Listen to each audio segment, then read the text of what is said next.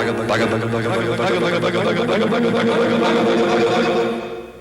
Bugaloos? The Bugaloos may be one of the most unfairly forgotten children's shows of the 70s. People keep talking about H.R. Pufnstuf, the Electric Company Land of the Lost, but they overlook a show with a British insect band, Tranquility Forest, and a villainess living inside a giant jukebox. And what is even stranger is that its cast also almost vanished from Hollywood. John McIndoe once beat Phil Collins in the casting for IQ, then left the spotlight. Caroline Ellis, the girl with the pink wings who once made many boys unable to take their eyes off the TV, later chose a quiet life in Spain. And Martha Raye, the woman who made Benita Bizarre turn every frame into chaos, had final years full of illness, controversy, and loneliness. Today we are going to look back at the 9 most important faces of the Bugaloos. And do not leave too early, because at the end of the video there are still 5 behind-the-scenes secrets that old fans will not want to miss. Ready? Number 1, John McIndoe as IQ. And maybe throw in a curse or 2 for Bonita. The Hollywood scene to me was like coming home. It was the same feeling of the circus families, how they all look at. Let's get to John McIndoe, the man who once beat Phil Collins in a casting call and then got pulled out of the spotlight so fast that a lot of fans barely had time to realize it. Born in 1948 in Edinburgh, Scotland, McIndoe was only 22 when the Bugaloos premiered in 1970. He played IQ, the guitar-playing grasshopper and lead singer in the strangest insect band NBC ever put on Saturday morning TV, IQ. What makes this role a tiny piece of history is the casting story behind it. The Bugaloos had been searched for like a more magical children's version of the Monkees, and more than 5,000 young people auditioned. The final round for IQ came down to John McIndoe, Phil Collins, and John Reid, who later became Elton John's manager. McIndoe won. With just one different decision, Phil Collins might have started the 70s with insect wings on American television instead of stepping into Genesis and rock history. When the Bugaloos ended after 17 episodes, the story did not close with a bang. It closed with silence. McIndoe said fan mail was still pouring in, but the way children's ratings were measured back then did not fully show how much pull the show had. The cast flew back to London for Christmas, waiting for the call that would bring them back to America. That call never came. After that, he kept doing music with the Washington Flyers with a single that sounded almost like Destiny. Another Saturday morning, then McIndoe returned to the Croft world in a different way. He was no longer in front of the camera with a guitar. He made models, puppets, costumes, and animatronic characters for theme parks. He still made children believe in things that were not real, only this time they could not see his face. Today, John McIndoe is 78 and lives more privately. When people mention him, the name IQ is almost always right beside him. To me, John McIndoe is not a story about failure. He is the story of a young man who stood very close to a big door, and then that door closed just because one phone call never came. And if IQ was the guy who made a lot of boys want to pick up a guitar, then the next person is the face that made so many boys in 1970 unable to take their eyes off the screen, Caroline Ellis as Joy. Number 2, Caroline Ellis as Joy. Me? In a beauty contest? You gotta be kidding. They'd laugh me up. Job. I knew that I had the job, but I couldn't say it. How could we leave out Caroline Ellis, the girl with the pink wings who made so many boys in 1970 forget they were watching a show about insects? Born in 1950 in Whetstone, North London, Caroline Ellis was only 20 when the Bugaloos premiered on NBC. She played Joy, the group's butterfly, the only female member among IQ, Harmony, and Courage. Caroline did not come into the Bugaloos as a complete newcomer. Before that, she had appeared in Sherlock Holmes' The Boscombe Valley Mystery in 1968. After Tranquility Forest closed, she did not disappear right away either. She stayed in England, acted in Freewheelers, toured on stage, performed in comedies and musicals, then continued with roles in Confessions from a Holiday Camp Sherlock Holmes and Dr. Watson, and later, Only Fools and Horses.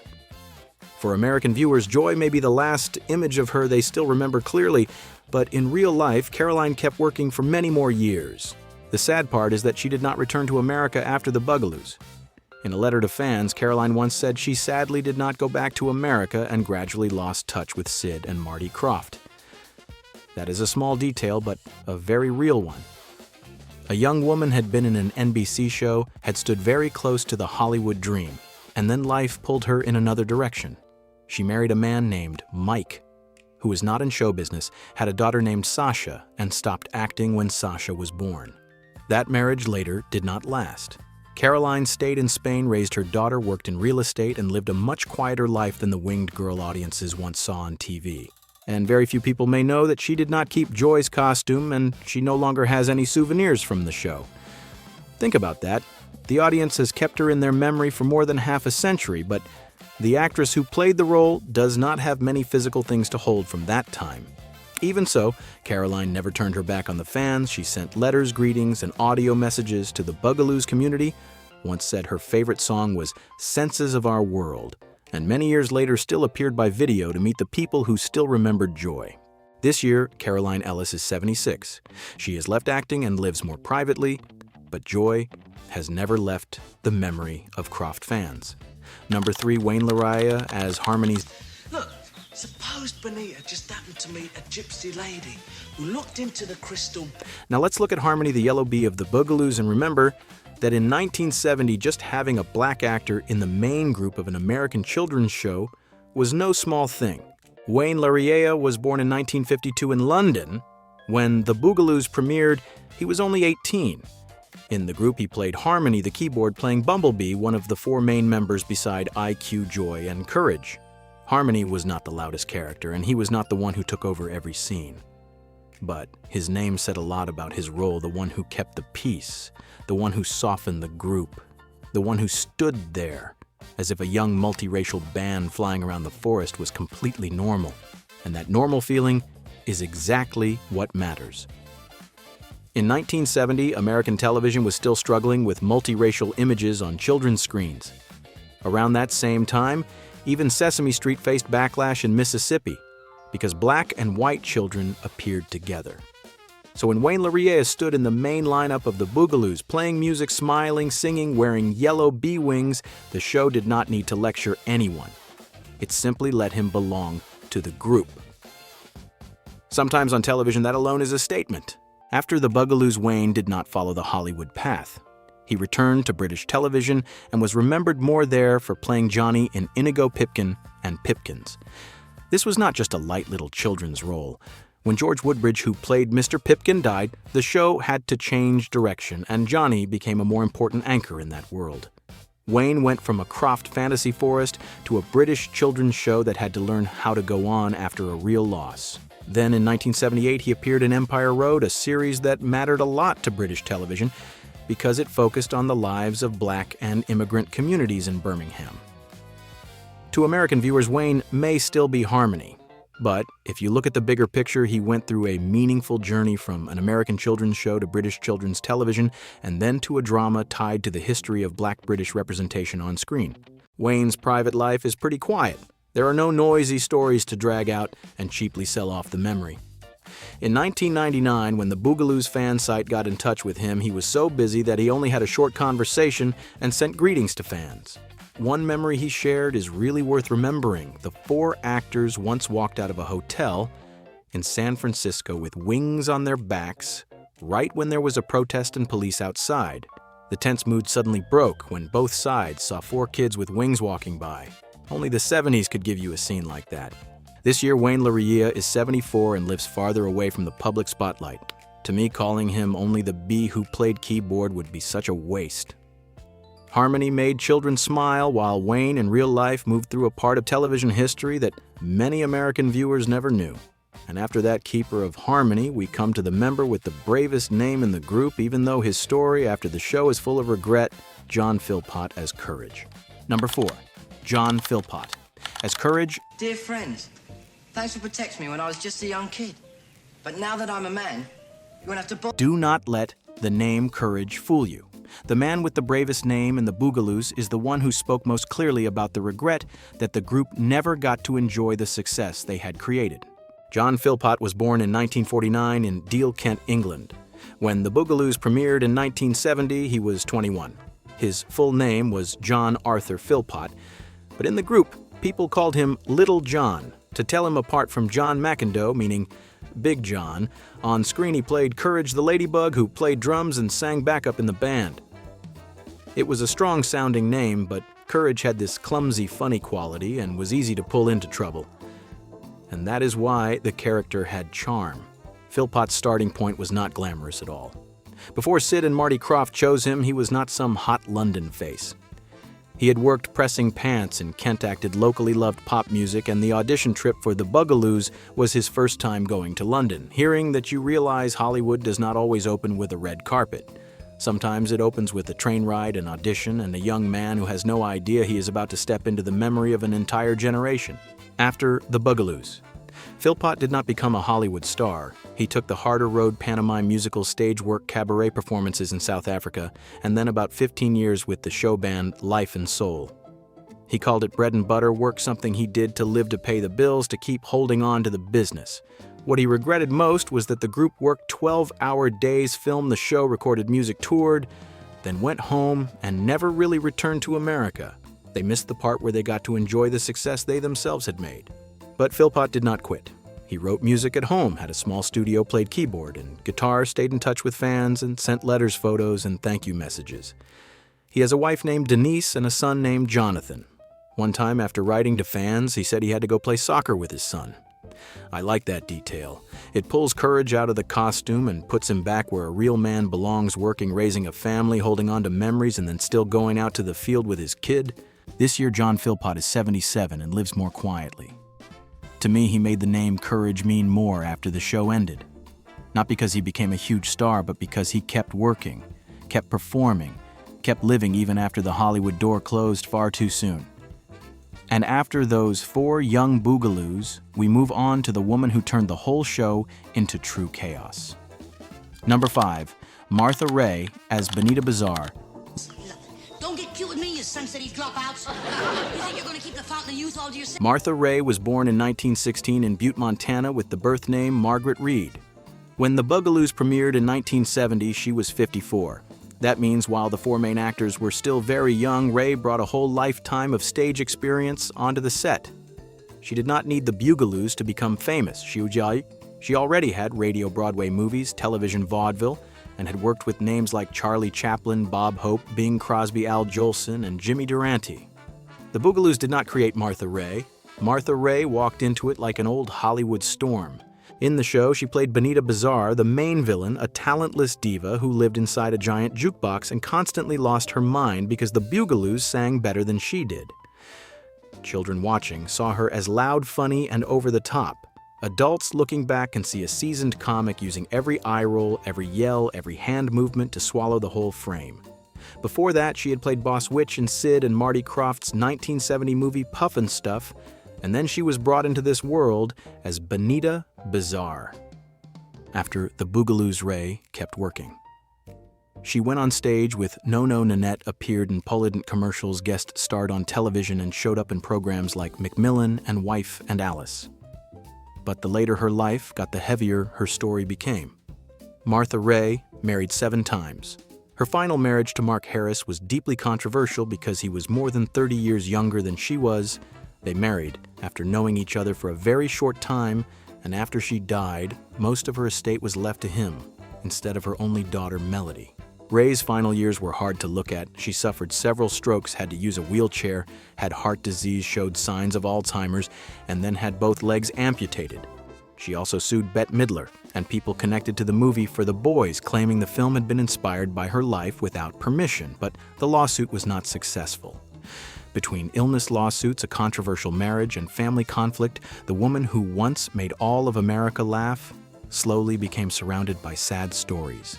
But remembering Martha Raye only by the scandals at the end of her life would be cheap. She performed for American troops through World War II, Korea, and Vietnam, and many people in the military called her Colonel Maggie. In 1993, she received the Presidential Medal of Freedom. When she died of pneumonia in 1994, she was 78 and was buried with military honors at Fort Bragg. To me, Martha Raye is a reminder that the loudest person on screen sometimes carries the most loneliness in real life. Benita Bizarre made children laugh because she was so over the top, but the real Martha Raye was a stage warrior, a woman who laughed her way through war, illness, controversy, and final years that are very hard to face. Number 6, Billy Barty as Sparky the Firefly. You should look as good as she does when... After Benita Bizarre, let's lower the volume a little because Sparky the Firefly may be the smallest character in Tranquility Forest, but Billy Barty in real life left a very big footprint. Billy Barty was born in 1924 in Millsboro, Pennsylvania, with the birth name William John Bertonzetti. When the Bugaloos premiered in 1970, he was 46.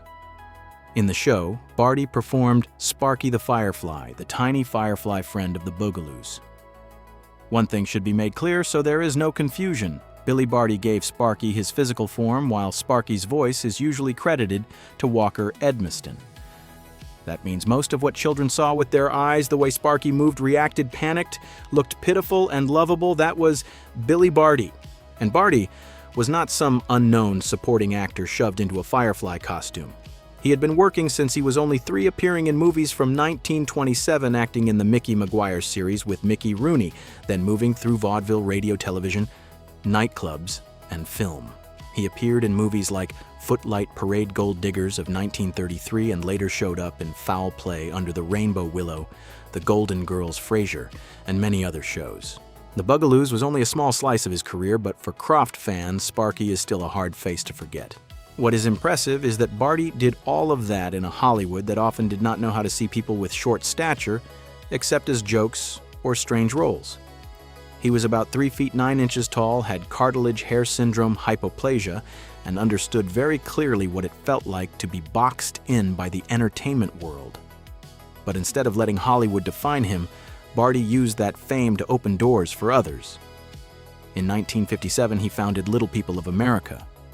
In 1975, he started the Billy Barty Foundation, supporting medical information job scholarships and community for people with short stature. He once said in effect that the public often thought people like him belonged only in circuses or sideshows, while they were in every kind of profession just like anyone else. That statement goes straight to the point. Billy Barty was not asking Hollywood for pity. He forced Hollywood and the whole country to see his community as full human beings. Barty died in 2000 at Glendale Memorial Hospital at age 76 after treatment for heart problems and a lung infection. Number 7. Sharon Baird as Funky Rat and Peter Platter. Do you remember Sharon Baird? She was once a Mouseketeer whose face was known all across America, and then later she did something much harder. She disappeared behind Funky Rat. Sharon Baird was born in 1943 in Seattle, Washington. When the Bugaloos premiered in 1970, she was 27. Before stepping into the Croft world, Sharon already had a very clear place in American television memory. She was one of the original Mouseketeers from the Mickey Mouse Club. She was not just standing there to make the lineup look nice. Sharon was a real dancer. She studied tap from childhood, was signed by Eddie Cantor when she was still young, and later was remembered as one of the strongest dancers among the Mouseketeers. In the Bugaloos, she was credited as Funky Rat and Peter Platter. Funky Rat was Benita Bizarre's henchman and driver, the kind of character who followed Martha Raye's storm and made every scheme even more ridiculous. Peter Platter belonged to the Rock City part of the show, but this should be made clear so there is no confusion. Sharon was mainly the performer, the person who gave the characters movement and physical form, while the voices of Funky Rat and Peter Platter are usually tied to Croft's voice cast, especially Walker Edmiston.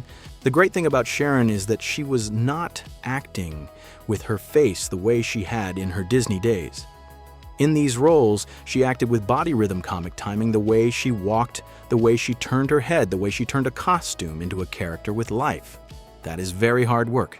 Viewers remember the strange rat next to Bonita, but not everyone knows that inside was a former Mouseketeer once recognized by children across America. After the Bugaloos, Sharon moved even deeper into that kind of work. She worked on many children's and fantasy shows like H.R. Pufnstuf Lidsville, New Zoo Review Sigmund, and The Sea Monsters and Land of the Lost.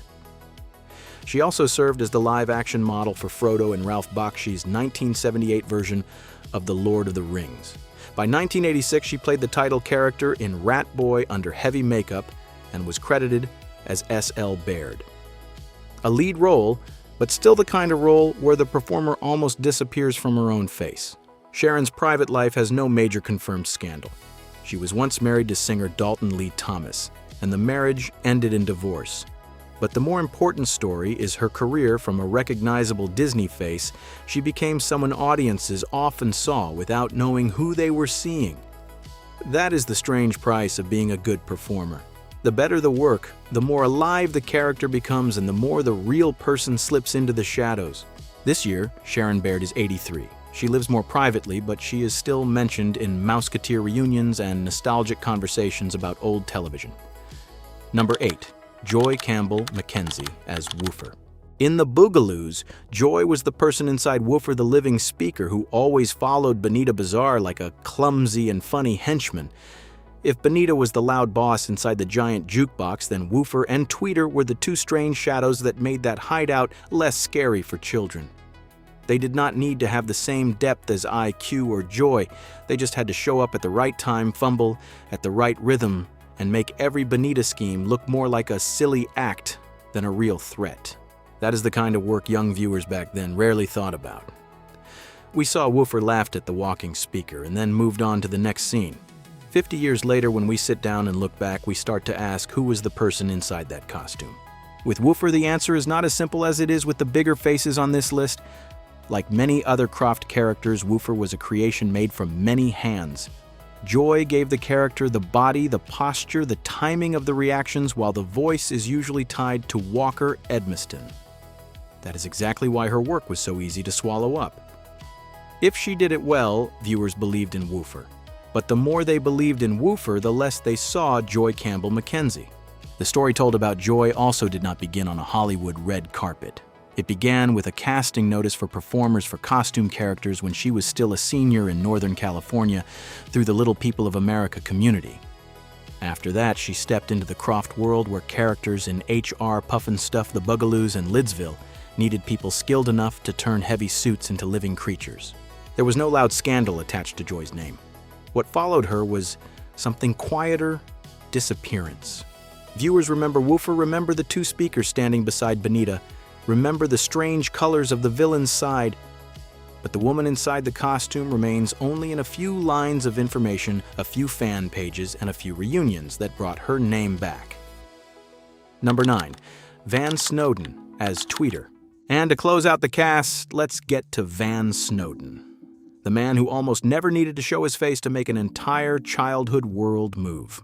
Van Snowden was born in 1939 in San Francisco and grew up in Branson, Missouri. When the Bugaloos premiered in 1970, he was 31. In the show, he was the person inside Tweeter, the other living speaker next to Woofer, on Benita Bizarre's side. Tweeter was not a character with a complicated personal story. His job was to stand inside that strange jukebox hideout, react at the right rhythm fumble at the right moment, and give Bonita's madness one more walking body. Just like Woofer, Tweeter was a character created by many hands. Van gave the character physical form movement and reactive posture. Tweeter's voice is usually tied to Joan Gerber. Young viewers back then did not think about that. They just saw a walking speaker and believed it belonged in the world of the Bugaloos. And Van Snowden, true to his craft, disappeared so the character could live. But calling Van only the man who played Tweeter would be far too small for his career. After the Bugaloos, he became one of Hollywood's most respected puppeteers and costume performers. He worked in the Croft world through H.R. Pufnstuf, Lidsville Land, of The Lost Zygmunt, and The Sea Monsters, and many other shows. Then he moved into things that a lot of American men who grew up later would instantly recognize. Pee-wee's Playhouse Tales, from the Crypt Beetlejuice Child's Play to Child's Play 3 Alien Resurrection Starship Troopers. He received 2 Primetime Emmy nominations. One nomination for DC Follies was especially meaningful because it is considered the first time a puppeteer was nominated in a performance category for a variety or musical program. In other words, after so many years standing behind fabric rubber zippers and puppets, Van's craft was finally seen as a real performance. The strange thing is that in real life, Van was very shy. People who knew him said he could bring a puppet, a dragon, a monster, or a suited character to life, but when he had to stand in front of a camera with his own face, he did not feel comfortable. One time, he wanted to try a small role where his face was not covered because his family knew he had worked in TV and movies for a long time, but rarely truly saw him on screen. When the opportunity came, he felt it was not right for him and asked to step away. That story says almost everything about Van Snowden. He could bring everything to life except himself in front of the camera. In later years, he also worked in interactive toys, leading the puppeteer division at Hasbro and Tiger Toys, helping create movement for Furby Gizmo, Yoda, E.T., and iCybe. From tweeter to Furby, he was still doing the same thing, breathing life into something that had no life of its own. Van Snowden died in 2010 from cancer at age 71.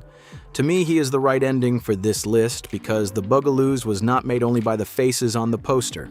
It was also made by the people crouching inside costumes, pulling strings, controlling mouths, making eyes blink, and then quietly stepping away once the character had come to life. And before leaving Tranquility Forest, there are still a few little treasures that old Bugaloos fans will definitely want to hear.